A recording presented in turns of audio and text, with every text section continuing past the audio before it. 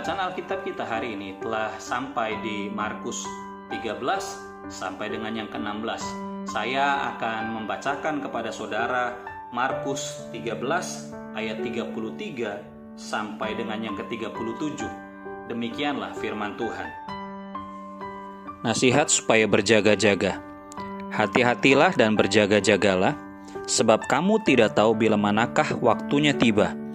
Dan halnya sama seperti seorang yang bepergian, yang meninggalkan rumahnya dan menyerahkan tanggung jawab kepada hamba-hambanya, masing-masing dengan tugasnya, dan memerintahkan penunggu pintu supaya berjaga-jaga.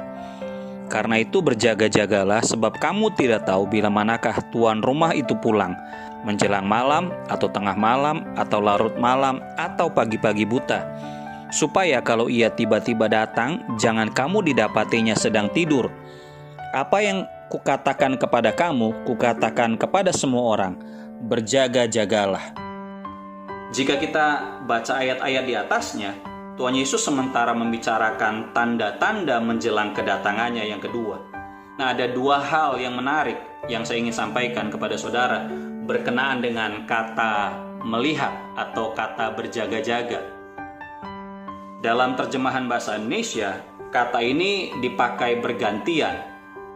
Ya, kata itu blepo dan gregoreo.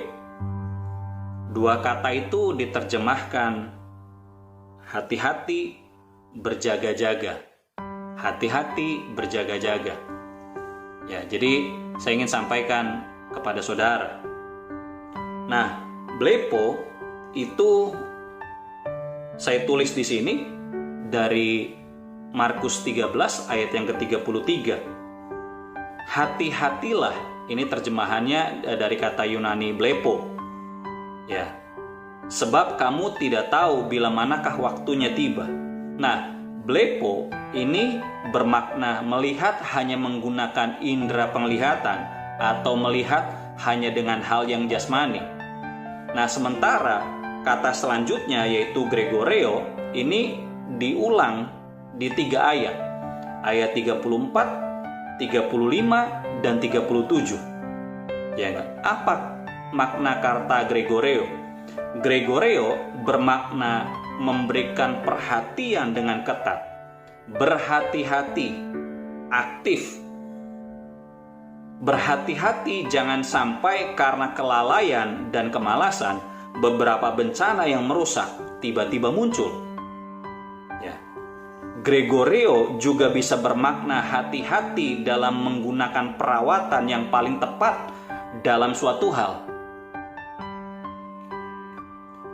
Apa yang bisa kita tarik dari nasihat Tuhan Yesus terhadap kita, murid-muridnya pagi hari ini?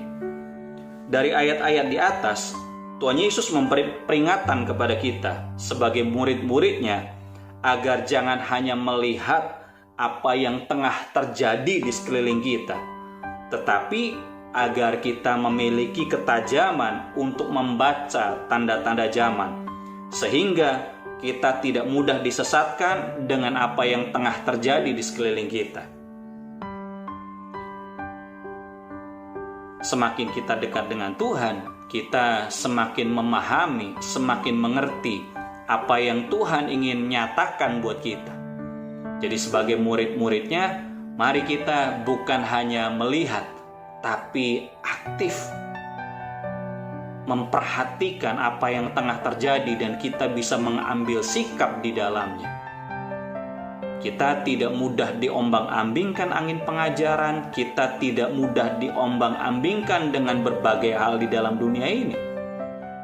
Menjelang kedatangannya yang kedua, saya percaya bahwa tipuan dari si jahat bukan hitam dan putih, tapi abu-abu. Makanya penting buat kita mengenali kebenaran. Saya selalu pakai ilustrasi ini. Teller bank biasanya akan bergaul, dalam tanda kutip, bergaul dengan uang asli.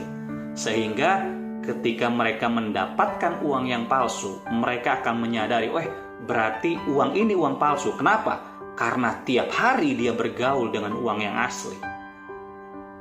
Buat kita, Alkitab adalah standar kebenaran.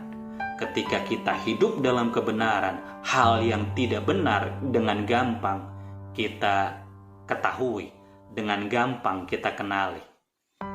Makanya saya dorong kita semua sidang jemaat Tuhan untuk semakin aktif belajar firman Tuhan, cari wajahnya, doa, supaya apa? Supaya kita menjadi orang Kristen yang Tuhan kehendaki.